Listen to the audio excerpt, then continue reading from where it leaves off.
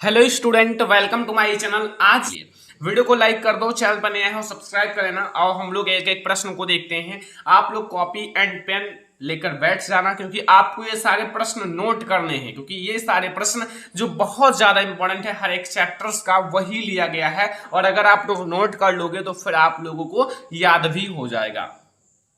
पहला प्रश्न आपसे क्या कह रहा है कि यंग इटली सोसाइटी का संस्थापक कौन था। यंग इटली सोसाइटी का संस्थापक कौन था? आपके पास चार ऑप्शंस हैं।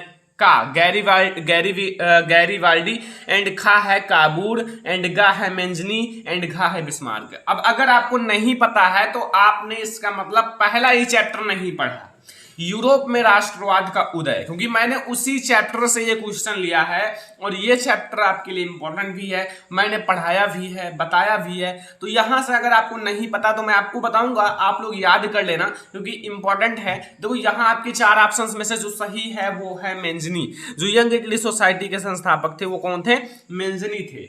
याद हो गया, कोई दिक्कत तो नहीं है। तो पहला प्रश्न आपके लिए यही इंपॉर्टेंट है। दूसरा प्रश्न आप देखो, करो या मरो का नारा किसका था? आपने ये नारा सुना होगा जो कि कहा गया था, करो या मरो का नारा किसका था? का सुभाष चंद्र बोस, एंड खा है चंद्रशेखर आजाद, एंड गा है भगत सिंह, एंड घा है महात्मा गांधी। तो अगर आपके ये चार ऑप्शंस हैं, ठीक है, चार ऑप्शंस हैं और इसमें से कौन सा सही है ये आप लोग बताओ, जानते हो कि नहीं? देखो इसमें से जो आपका सही है, करो या मरो का नारा किसने दिया था, तो वो मैं आपको बता दूं, महात्मा गांधी जी ने दिया था। मतलब महात्मा गांधी जी ने यही कहा था, अगर आपको मतलब करना है तो करो, अगर आपको कुछ नहीं करना है तो इससे अच्छा मर जाओ। तो यहाँ करो या मरो का नारा आपको याद हो गया। और ये सारे सोशल साइंस के बहुत ज्यादा इंपॉर्टेंट क्वेश्चन है। तीसरा नंबर क्वेश्चन आप देखो, संयुक्त राष्ट्र संघ का मुख्यालय कहाँ स्थित है? जो संयुक्त राष्ट्र संघ का मुख्यालय है वो कहाँ स्थित है? अब ये अगर नहीं पता है तो इसका मतलब अभी आपने तीसरा चैप्टर नहीं पढ़ा, भूमंडलीकृत विश्व का बनना। क्योंकि स्टूडेंट ये चैप्टर मैंने ऑलरेडी पढ़ा भी दिया है और अगर आप लोगों ने नहीं पढ़ा है तो पढ़ लो, क्योंकि आपके बोर्ड एग्जाम के लिए बहुत ज्यादा इंपॉर्टेंट है ये चैप्टर। तो देखो अगर आपको यहाँ आपके पास चार ऑप्शन हैं, वाशिंगटन, न्यूयॉर्क, जिनेवा, ऑस्ट्रिया। बहुत सारे स्टूडेंट सोच रहे होंगे कि जिनेवा सही है, लेकिन नहीं, जिनेवा नहीं सही है। ठीक है, यहां जो आपका मतलब बिल्कुल राइट आंसर है तीसरे का, संयुक्त राष्ट्र संघ का मुख्यालय कहां स्थित है, तो इसका जो राइट है वो है न्यूयॉर्क। अगर आपसे यही पूछा जाए प्रश्न तो आप लोगों को बताना है न्यूयॉर्क में स्थित है। जो संयुक्त राष्ट्र संघ का मुख्यालय है वो न्यूयॉर्क में स्थित है। ओके, समझ में आ गया। अगला प्रश्न आप लोगों के सामने है, चौथा नंबर क्वेश्चन। देखो फोर्थ नंबर क्वेश्चन कि निम्नलिखित में से कौन सा नवीकरणीय योग्य साधन है? नवीकरणीय योग्य साधन इसमें से कौन सा है? ठीक है, जो नवीकरणीय योग्य साधन नहीं है, मतलब नहीं है, यहां आपको बताना है कौन सा है जो इसमें से नवीकरणीय योग्य साधन नहीं है।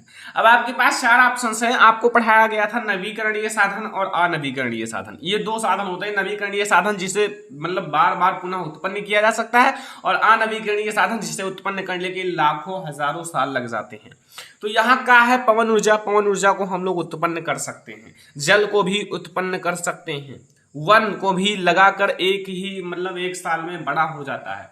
लेकिन अगर जीवाश्म ईंधन की बात की जाए तो ये एक नवीकरणीय योग्य साधन नहीं है, क्योंकि इसे अगर आपको उत्पन्न करना है, प्राप्त करना है तो काफी हजारों लाखों वर्ष लग जाते हैं। ठीक है, तो यहां आपका जो नवीकरणीय योग्य साधन नहीं है वो है जीवाश्म ईंधन।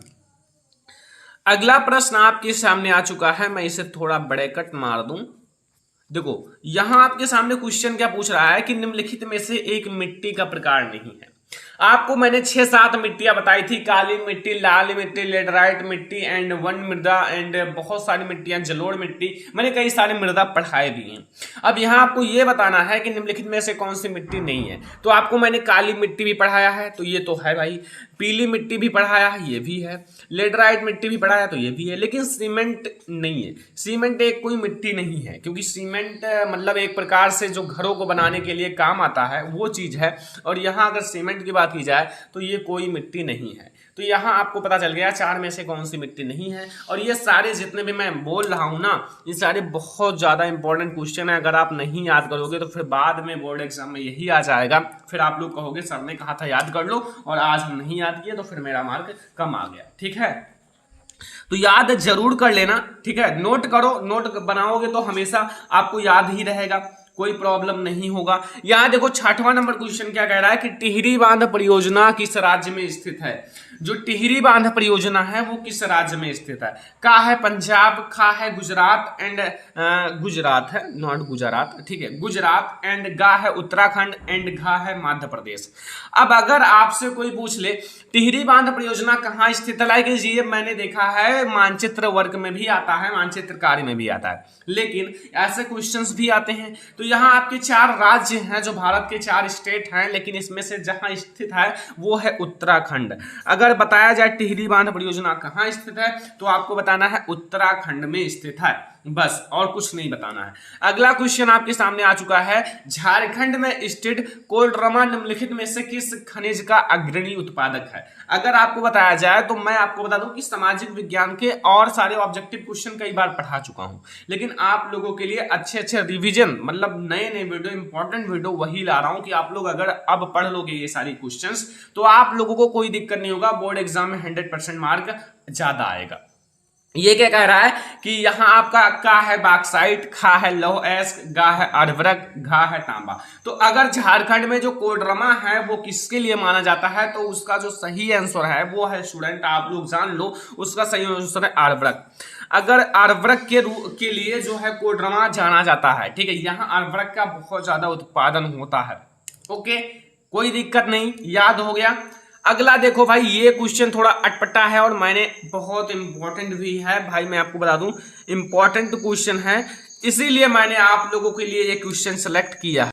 ओके, तो यहां अगर इसका आंसर, मतलब पहले मैं बताता हूं, निम्नलिखित में से कौन से 2 दूरस्थ स्थित स्थान पूर्वी पश्चिमी गलियारों से जुड़े हैं। ऐसे क्वेश्चंस भी आपके बोर्ड एग्जाम में आते हैं क्योंकि इंपॉर्टेंट है यार। तो आपके सामने यहाँ का है मुंबई तथा नागपुर, एंड खा है मुंबई और कोलकाता, गा है सिलचर और पोरबंदर, एंड गा है नागपुर तथा सिलीगुड़ी। तो यहाँ आपके कौन से आंसर सही हैं वो तो आपको नहीं पता होगा क्योंकि ये कुछ नए टाइप का और थोड़ा मतलब अलग टाइप का क्वेश्चन है, लेकिन हाँ याद कर लेना है भाई। और हाँ, जो मैं कुछ ऑप्शन बताने वाला हूं उसमें से आप जानते भी होंगे, सिलचर तथा पोरबंदर जो है ना, सिलचर तथा पोरबंदर इसका बिल्कुल राइट आंसर है। तो याद कर लेना, अगर नहीं याद हो रहा है तो लिख लिख कर याद कर लेना, लेकिन याद जरूर कर लेना। अगला क्वेश्चन देखो, ये तो था अभी तक समझ में आ गया। 9वां नंबर क्वेश्चन पे आओ। 9 नंबर क्वेश्चन लिखा हुआ है, निम्नलिखित में से किसमें महिलाओं के आरक्षण सुनिश्चित है। मतलब किसमें महिलाओं का आरक्षण जो होता है, महिलाओं का आरक्षण वो सुनिश्चित किया जाता है। क्या है विधानसभा में, खा है लोकसभा में, गा है पंचायती राज संस्थाओं में, एंड घा है राज्यसभा में। अब वैसे तो आप लोग इसका आंसर नहीं जानते होंगे, लेकिन हाँ जान जाओगे अगर आप लोग ध्यान से देख रहे हो। इसका जो सही आंसर है वो है पंचायती राज संस्थाओं में। अगर जो महिलाओं का आरक्षण की बात की जाए तो वो पंचायती राज संस्थाओं में होता है महिलाओं का आरक्षण। यहां ये भी बहुत ज्यादा इंपॉर्टेंट क्वेश्चन है, नर्मदा बचाओ आंदोलन किससे संबंधित है।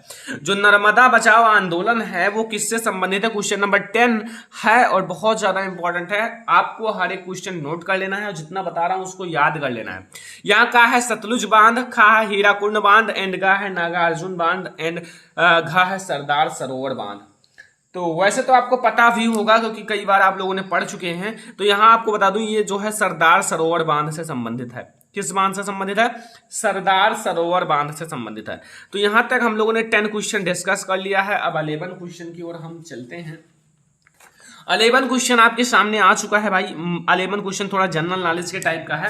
11 क्वेश्चन में ये कह रहा है कि मानव अधिकार दिवस कब मनाया जाता है। लाइक मानव अधिकार दिवस भी मनाया जाता है, जो मानव का अधिकार होता है वो दिवस मनाया जाता है, लेकिन किस दिन एंड किस माह में मनाया जाता है। लाइक आपका का है 10 दिसंबर, खा है 14 नवंबर, एंड गा है 5 सितंबर, एंड घा है 15 अगस्त। देखो 15 अगस्त को तो मनाया नहीं जाता, आपको पता है 15 अगस्त को 15 अगस्त मनाया जाता है।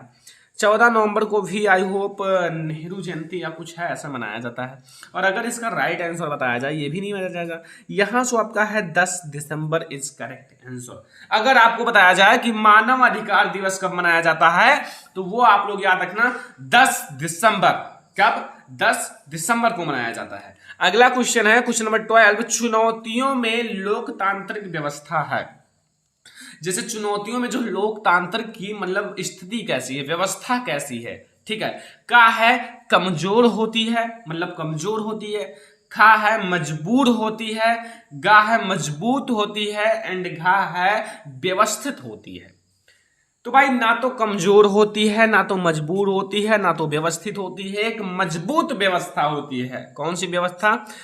मजबूत, मतलब चुनौतियों में लोकतांत्रिक व्यवस्था मजबूत होती है, ठीक है, याद रहेगा। ओके, अगला क्वेश्चन नंबर 13 देखो, इसमें क्या कह रहा है, निम्नलिखित में से किस राज्य की प्रति व्यक्ति आय सर्वाधिक है? निम्नलिखित में से यहां 4 राज्य हैं जो कि आप लोग जानते होंगे। एंड निम्नलिखित में से किस राज्य की प्रति व्यक्ति आय सर्वाधिक है? का हरियाणा, खा बिहार, गा राजस्थान, घा मेघालय। अब ये 4 स्टेट हैं। अब बताओ इसमें से किसकी सबसे ज्यादा सर्वाधिक प्रति व्यक्ति आय है? जानते हो या नहीं? अगर मैं इसका सही आंसर बताऊं, वैसे तो इसका सही आंसर है हरियाणा। हरियाणा का जो है ना वो प्रति व्यक्ति आय सबसे ज्यादा है, ठीक है। प्रति व्यक्तियों की आय जो है वो सबसे ज्यादा है, याद रखना, इंपॉर्टेंट है, इसीलिए मैं आपको बता रहा हूं। अगला क्वेश्चन है क्वेश्चन नंबर 14 कि सार्वजनिक और निजी क्षेत्रक आधार पर विभाजित है। जो सार्वजनिक है और निजी क्षेत्रक आधार पर विभाजित है। का रोजगार की शर्तें, खा आर्थिक गतिविधियों के स्वभाव, गा है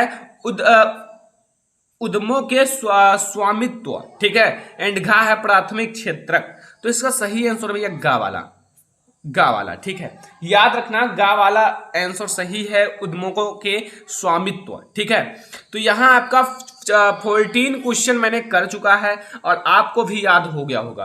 15 नंबर क्वेश्चन पर हम लोग आते हैं। 15 नंबर क्वेश्चन पढ़ो, बहुत इजी है, लेकिन हाँ वेरी इंपॉर्टेंट है भाई। इसमें जितने क्वेश्चन लिए गए हैं सभी इंपॉर्टेंट हैं। देखो, निम्नलिखित में से उत्पादन का साधन है, मतलब निम्नलिखित में से उत्पादन का साधन है, मतलब उत्पादन करने के लिए इंपॉर्टेंट है। का पूंजी, खा लाभ, एंड गा सेवाएं एवं घा कर। अब आपको पता है अगर हमारे पास लाभ कैसे होगा जब तक हम कुछ करेंगे नहीं, ठीक है। तो ये तो कोई साधन है नहीं, सेवा भी कोई साधन नहीं है, कर भी कोई साधन नहीं है, आखिर में साधन है पूंजी।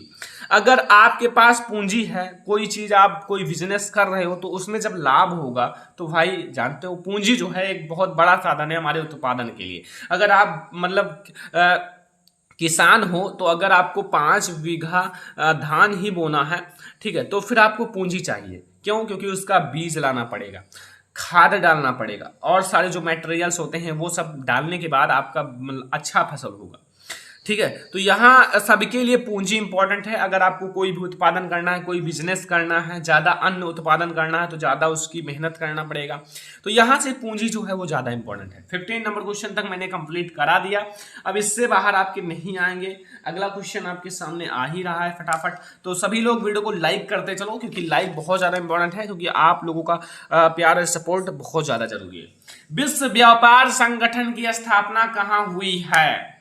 देखो, मैंने एक क्वेश्चन जो बताया था वो दूसरा था, लेकिन यहां विश्व व्यापार की संगठन की स्थापना कहां हुई है? का है न्यूयॉर्क, खा है एंड वाशिंगटन, गा है जिनेवा, एंड घा है निर्धन देश। देखो, अगर आपको यहां जो है, यहां न्यूयॉर्क नहीं है, यहां जिनेवा है, ठीक है, जिनेवा यहां है।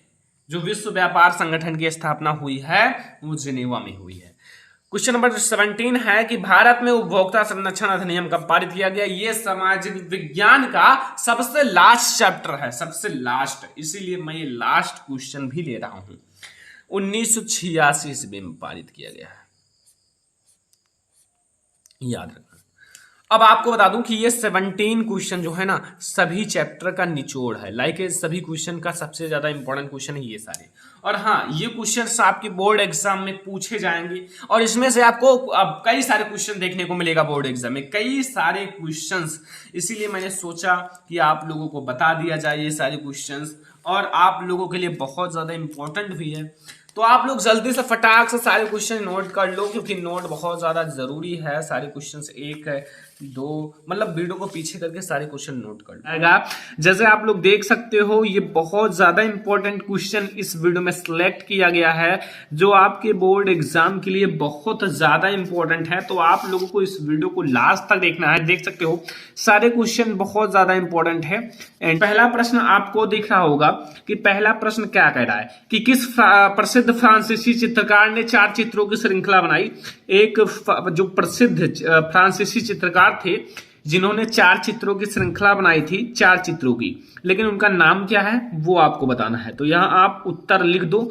जो उनका नाम था वो आप लोग जानते होंगे, और अगर नहीं जानते हो तो वैसे आप लोगों को मैं बता दूं, वो उनका नाम था फ्रेडरिक सारियू। क्या था? फ्रेडरिक सारियू ने। अब अगर आपसे कोई पूछे कब या फिर किस सन में, तो आपको बताना है 1848 ईस्वी, ठीक है, में, यानी कि 1848 ईस्वी में। तो आपको यहां से क्या पता चला कि किस फ्रांसीसी चित्रकार ने 4 चित्रों की श्रृंखला बनाई, तो वो है फ्रेडरिक सारियू ने, ठीक है, फ्रेडरिक सारियू ने। और कब? वो है 1848 ईस्वी में, ठीक है। दूसरा प्रश्न आप देखो, यहां क्वेश्चन नंबर 2 क्या कह रहा है कि रॉलेट एक्ट क्या था। ये भी बहुत ज्यादा इंपॉर्टेंट क्वेश्चन है। देखो रॉलेट एक्ट क्या था ये आपको बताना है। मेन फंडा यहाँ रॉलेट एक्ट का है। तो रॉलेट एक्ट क्या था ये आपको नहीं पता होगा, लेकिन ये एक भारतीयों के लिए, जो भारतीय लोग थे जब अंग्रेजों का शासन था, तो उनके लिए एक कानून बनाया गया था। क्या बनाया गया था? कानून। जैसे कानून का अर्थ है कि इन पर शासन, मतलब जब अंग्रेजों का शासन था तो भारत वाले को बहुत ज्यादा तंग किया जाता था। लाइक जहां मैं आपको समझाता हूं कि रॉलेट एक्ट 1919 ईस्वी, जब वो हुआ था ना जलियांवाला बाग हत्याकांड, उससे पहले की घटना है, में पारित एक ऐसा कानून था, ओके, में पारित एक ऐसा कानून था जिसमें भारतीयों पर किसी तरह के मुकदमे चलाए बिना, मतलब कोई भी मुकदमा नहीं चलता था। अब तो मुकदमा चलता है, जो जीतेगा वो मतलब सही माना जाएगा। तो लेकिन पहले क्या होता था, बिना किसी मुकदमे को चलाए बिना शंका के आधार पर गिरफ्तार करके 2 साल तक जेल में बंद कर दिया जाता था। मतलब अगर शंका है कि ये चोर है, ये गुंडा है, तो इन्हें गिरफ्तार कर लिया जाता था और 2 साल के लिए, भाई छोटी मोटी नहीं, 1-2 महीना, 2 साल के लिए जेल में बंद कर दिया जाता था। और केवल शंका के आधार पर गिरफ्तार कर लिया जाता था। किसको? भारतीयों को, जो भारत के लोग थे उनको, ठीक है। तो यहां से आपको पता चल गया बहुत ज्यादा इंपॉर्टेंट क्वेश्चन कि रॉलेट एक्ट क्या था। अब हमारा तीसरा नंबर क्वेश्चन आएगा। तीसरा नंबर क्वेश्चन है वन मृदा की 2 विशेषताएं लिखिए। तो वन मृदा की कौन कौन सी विशेषताएं हैं, अगर आपको पता है तो अच्छी बात है, अगर नहीं पता है तो मैं आपको बताऊंगा। तो इनकी 2 विशेषताएं, ऐसे आपसे वन मृदा का पूछा जाता है और रोपण कृषि की 2 विशेषताएं पूछी जाती हैं, लेकिन यहां मैं आपको वन मृदा की 2 विशेषताएं बता देता हूं। पहली विशेषता आप लोगों को सामने में लिख कर बताता हूं, ऊपर लिख देना वन मृदा की विशेषताएं निम्नलिखित हैं। तो पहला हम लोग देखेंगे जो वन मृदा की विशेषताएं हैं, वो आप लोग लिख लो कि नदी या फिर घाटियों में ये मृदाएं दोमट और सिल्टदार होती हैं। जैसे नदियां हैं, जैसे आपका नदी हो गया, ठीक है, नदी, और घाटियों का नाम सुना होगा, नदी एंड घाटियों, ठीक है, में, नदियों एवं घाटियों में ये मृदाएं कैसी होती हैं। अभी मैंने आपको बताया है कि ये मृदाएं जो होती हैं दोमट का नाम सुना होगा, तथा सिल्टदार होती हैं। किस प्रकार से होती हैं? सिल्टदार होती हैं, ओके, सिल्टदार होती हैं।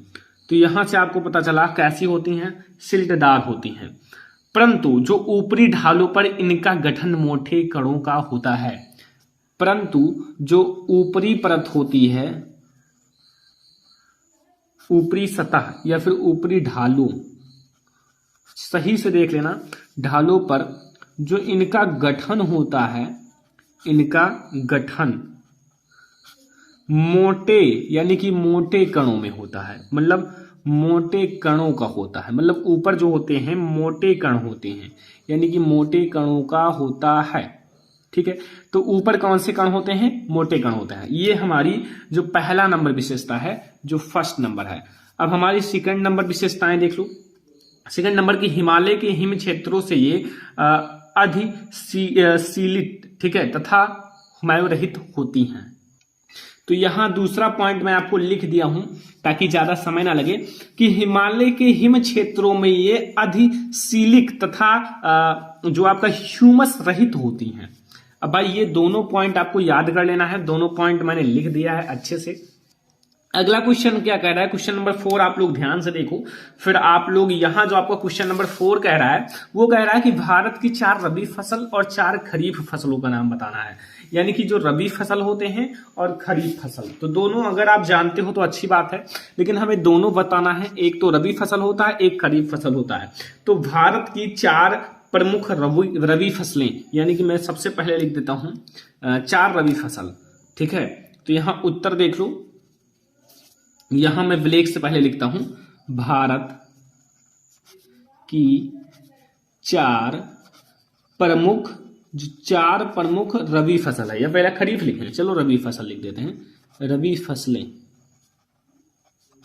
4 प्रमुख रबी फसलें। तो मैं आपको 4 प्रमुख रबी फसलें बताता हूं। नंबर फर्स्ट है गेहूं, जो आपका गेहूं होता है, ठीक है, गेहूं है। एंड जौ है, ठीक है, जौ। मटर है, जो आपका मटर है, चना है। ये सारे आपके क्या हैं, खरीफ फसलें हैं। ये क्या हैं, यानी कि भारत की 4 प्रमुख जो आपकी खरीफ फसलें हैं वो गेहूं, जौ, मटर, चना हैं, ठीक है। ये सारे क्या हैं, रबी फसलें हैं, सॉरी रबी फसलें। अब बात आई है खरीफ फसलों की, तो तथा जो आपके खरीफ फसल हैं, खरीफ फसलें, यानी कि जो आपके खरीफ फसल हैं उनका आप लिख लो। नंबर फर्स्ट आप लिखो चावल। आपकी जो खरीफ फसल है वो है चावल, मक्का, ज्वार, बाजरा, ये सारे आपके खरीफ फसलें हैं। और भी लिख दें कपास, जूट आदि प्रमुख हैं। जो आपका कपास है, जूट है, आदि प्रमुख हैं। क्या है, आदि प्रमुख हैं। तो ये है आपका क्वेश्चन नंबर 4। इसमें मैंने बताया कि 4 जो आपके रबी फसल हैं और 4 ही खरीफ फसल हैं, उनके नाम मैंने बता दिया। और इसे आप याद कर लेना, जितने क्वेश्चंस बता रहा हूं जरूर याद करके जाना, ठीक है। अगला क्वेश्चन नंबर 5 आपसे क्या कह रहा है, क्वेश्चन नंबर 5 आपसे कह रहा है कि यहां ध्यान से देखो, खनिज क्या है। खनिज क्या है मैं आपको कुछ उसके एग्जांपल्स भी बता दूंगा। तो खनिज आखिर होता क्या है, तो मैं आपको बता दूं जो खनिज होता है, खनिज उन प्राकृतिक, देखो इंपॉर्टेंट है भाई, वेरी इंपॉर्टेंट क्वेश्चन है, इसलिए मैं आपको अच्छे से बता रहा हूं, ठीक है। याद कर लेना, कोई दिक्कत हो कमेंट करना, ठीक है। वैसे मैं आपको जो बहुत ज्यादा महत्वपूर्ण है प्रश्न जो आपके बोर्ड एग्जाम में जरूर आने वाले हैं, वही मैं आपको अभी डिस्कस कर रहा हूं। लिखा हुआ है खनिज क्या है, तो खनिज उन प्राकृतिक साधनों को कहते हैं जो सैलों से प्राप्त होते हैं। कहां से प्राप्त होते हैं, जो बड़े बड़े सैल होते हैं, सैलों से प्राप्त होते हैं। भूवैज्ञानिक के अनुसार खनिज एक प्राकृतिक रूप में विद्यमान स्वरूप या तत्व है। क्या है, जो स्वरूप होता है या तत्व है। जैसे प्राकृत में भूवैज्ञानिक के अनुसार, जैसे भूमि का जो वैज्ञानिक होता है उनके अनुसार क्या कहते हैं कि खनिज एक प्राकृतिक रूप में विद्यमान समरूप तत्व है। जैसे इनकी कई सारी रूप होती हैं, जिनकी एक निश्चित आंतरिक संरचना होती है और जिसमें कठोर भी होती हैं, बहुत कठोर, ठोस भी होती हैं। जैसे बहुत कठोर और ठोस और नरम भी होती हैं। और जैसे चूना भी, जैसे इसमें समरूप मतलब क्या कहा गया, इनके बहुत सारे रूप हैं। रूप मतलब जैसे कठोर भी होती हैं, नरम भी होती हैं, बहुत ज्यादा कठोर भी होती हैं और कुछ हल्का भी होती हैं। तो ये होते हैं खनिज। खनिज के बारे में समझ में आया कि खनिज उन प्राकृतिक साधनों को कहते हैं जो सैलों से प्राप्त होते हैं। और भूवैज्ञानिक के अनुसार खनिज एक प्राकृतिक रूप में विद्यमान समरूप तत्व है। समरूप, जिनकी कई सारे रूप हैं, यानी कि समरूप, समान रूपता कह दो, ठीक है। जिनकी एक निश्चित आंतरिक संरचना होती है, जिसमें ठोस आता है और कठोर ठोस या नरम चूना जैसे आदि शामिल है।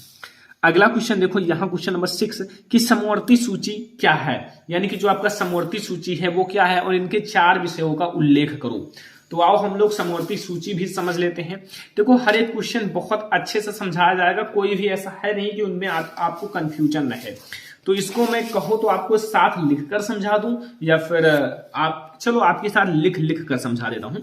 देखो ऐसे में बच्चे मुझे एक कमेंट करो कि आपके साथ लिखना ज्यादा अच्छा वीडियो रहता है कि मैं पहले से लिख दूं, वो ज्यादा बेटर रहता है। आप कमेंट करना, क्योंकि मुझे भी जानना जरूरी है किस तरह से आप लोगों को पसंद है। ओके, तो यहां आप लोगों को मैं बता दूं समवर्ती सूची, तो विषयों की वह सूची, यहां आप लिखो उत्तर, तो यहां आप लिखो जो विषय होते हैं, जैसे कई सारे विषय इसमें शामिल हैं, तो विषयों की वह सूची, ठीक है, जिस पर जो कानून बनाने का अधिकार, जैसे जो कानून बनाया जाता है, कानून बनाने का अधिकार होता है, वो अभी आपको पता चलेगा इस वीडियो में। यानी कि यहां, ठीक है, जो कानून बनाने का अधिकार है राज्य और केंद्र सरकार, यानी कि राज्य और केंद्र सरकार दोनों को होता है। जिससे जो राज्य सरकार होते हैं, राज्य के सरकार होते हैं, और जो केंद्र के सरकार होते हैं, दोनों का होता है। किसका होता है? यहां दोनों का होता है। मतलब जो कानून बनाने का अधिकार होता है वो राज्य सरकार का भी होता है, और जो आपका केंद्र सरकार उनका भी होता है, दोनों का होता है। कोई भी बना सकता है मतलब कानून। लेकिन अगर ज्यादा बात की जाए तो अभी आपको आगे पता चलेगा ज्यादा किसका ज्यादा अधिकार होता है। जैसे राज्य सरकार और जो केंद्र सरकार है, इन दोनों में टकराव हो जाए, झगड़ा हो जाए, ठीक है, तो फिर किसको ज्यादा अधिकार दिया जाएगा, किसे ज्यादा प्रबल माना जाएगा, अभी आपको आगे पता चल जाएगा। तो दोनों सरकार का होता है।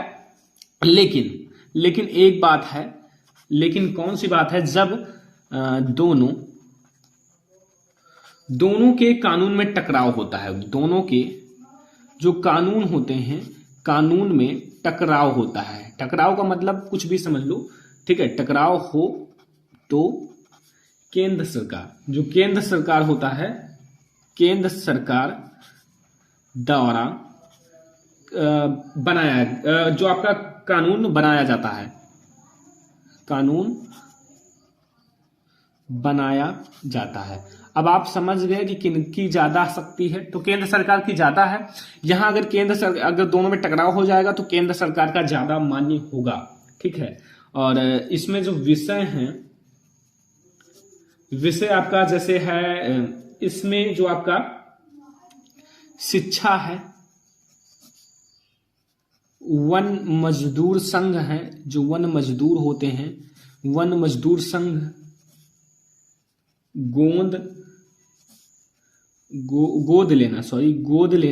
गोद लेना, जैसे विषय शामिल हैं, जैसे विषय शामिल हैं, ये सारी चीजें होती हैं इसमें, ठीक है। तो ये है पूरी समवर्ती सूची, ठीक है। अगला देखो कि यहां क्या लिखा हुआ है। यहां क्वेश्चन नंबर 7, लोकतंत्र के लिए जातिवाद घातक है, इसके 2 कारण बताइए। यानी कि लोकतंत्र जो होता है उसके लिए जातिवाद कैसे घातक है। बहुत सारा सुना होगा कि जाति जाति में झगड़े हो जाते हैं, तो यही कारण है कि लोकतंत्र के लिए जातिवाद घातक कैसे है। पहला समझो कि जातिवाद ने देश के विभिन्न जातियां समूहों में आपसी संघर्ष और टकराव को जन्म दिया है।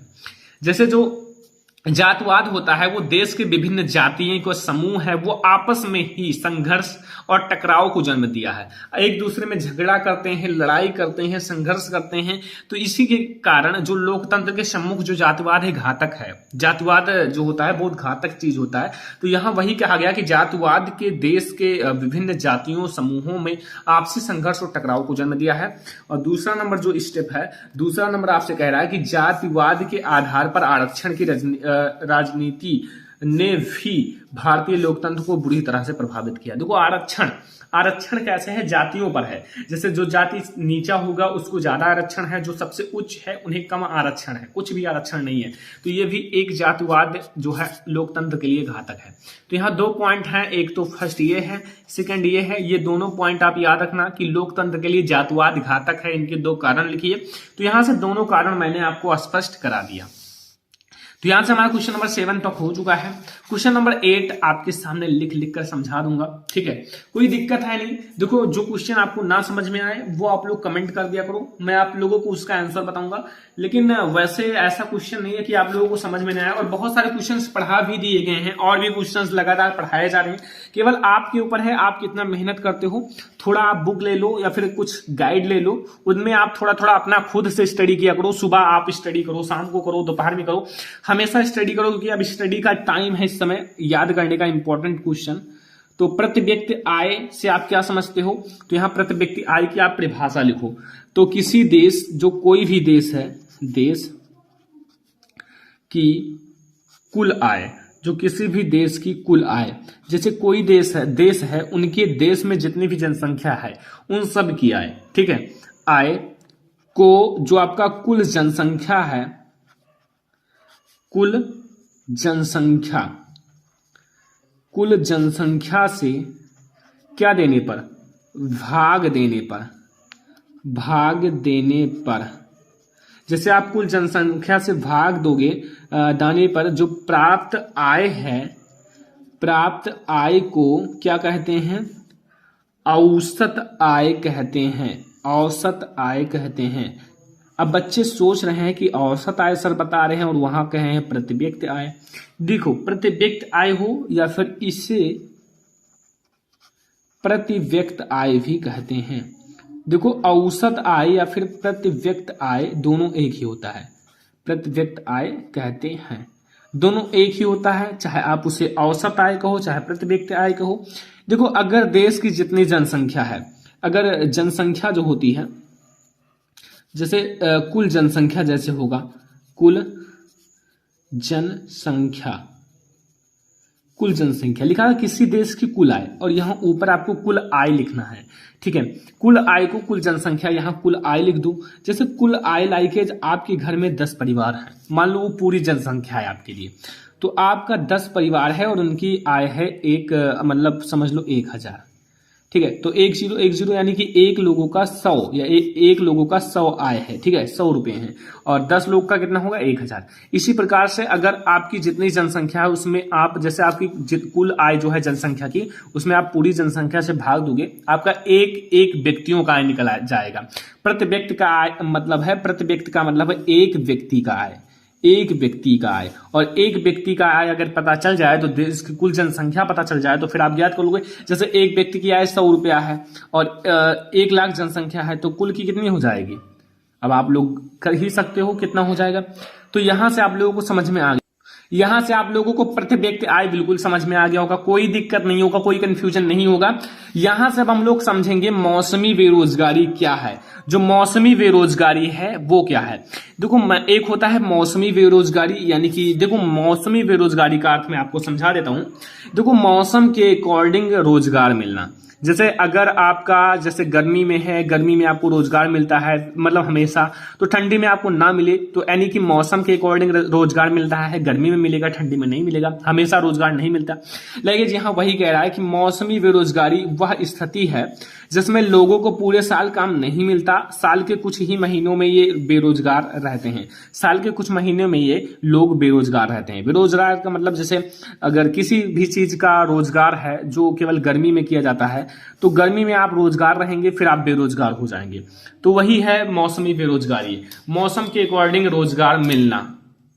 ओके, तो यहां से आपको पता चल गया कि आपका मौसमी बेरोजगारी क्या है। मौसमी बेरोजगारी समझ में आया। अब आता है क्वेश्चन नंबर 10 और लास्ट क्वेश्चन है ये, मैं 10 ही क्वेश्चन लिया था। इसमें कह रहा है कोपरा कानून क्या है, यानी कि एक कानून था कोपरा जो कि चलाया गया था पहले, लेकिन यहां आपसे प्रश्न पूछ रहा है कि कोपरा कानून क्या है। तो आपको मैं बता दूं सन 1986 की बात, 1986 में क्या हुआ था, जो भारत है, भारत सरकार द्वारा, जैसे भारत सरकार द्वारा क्या चलाया गया था, भारत सरकार द्वारा एक बड़ा कदम उठाया गया, एक बड़ा कदम उठाया गया था, मतलब एक बड़ा कदम उठाया गया था। कौन सा कदम है कि जो आपका यह उपभोक्ता सुरक्षा अधिनियम कानून बनाया गया। जो यह जो आपका अधिनियम है, या फिर यह उपभोक्ता, जो आपका उपभोक्ता संरक्षण या फिर सुरक्षा कह लो, सुरक्षा भी सही है, उपभोक्ता सुरक्षा अधिनियम बनाया गया, या फिर आप 1986 में कानून बनाया गया,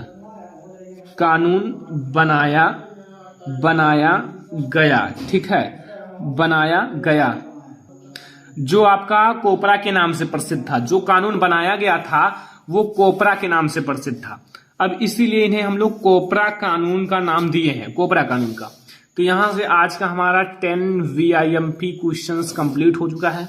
ये 10 क्वेश्चंस मैंने इसलिए बता दिया कि आप लोग ये 10 क्वेश्चन जरूर कंप्लीट रखना। अगर आपको ये 10 क्वेश्चन याद है, जो 10 VIMP क्वेश्चन है, तो बहुत ज्यादा अच्छा है, क्योंकि ये जरूर याद करना है। यहां से आपको इस वीडियो को ज्यादा से लाइक करना है। अगर आप लोग कहोगे तो साइंस का भी ऐसे आप लोगों को 10, 12 या फिर 20 क्वेश्चन प्रोवाइड किया जाएगा। अब आप लोग अगला वीडियो आपको किस सब्जेक्ट पर चाहिए कमेंट करना, क्योंकि हमें यार सोचना थोड़ा मुश्किल पड़ रहा है कि आप लोगों को किस सब्जेक्ट में दिक्कत है, ठीक है। क्योंकि आप लोगों को अगर इंग्लिश में दिक्कत है तो भाई मैं हिंदी का वीडियो प्रोवाइड कर रहा हूं, तो आप लोगों को गुस्सा लगेगा और वीडियो को डिसलाइक कर दोगे। नहीं, अगर आपको भाई किसी भी सब्जेक्ट पर वीडियो चाहिए नीचे कमेंट करो, मैं उस पर जरूर वीडियो बनाऊंगा। क्योंकि मुझे कैसे पता चलेगा कि इस बच्चे को हिंदी में दिक्कत है, इस बच्चे को गणित में दिक्कत है, इस बच्चे को मैथ में दिक्कत है, ठीक है। इसलिए आप कमेंट कर देना, फिर मैं आपको उसी के हिसाब से वीडियो प्रोवाइड कर दूंगा। चलो फिर मिलते हैं किसी और नेक्स्ट वीडियो में। वीडियो को लाइक कर देना, चैनल पर नया हो सब्सक्राइब कर लेना। फिर हम लोग मिलेंगे किसी और नेक्स्ट वीडियो में। तब तक के लिए धन्यवाद।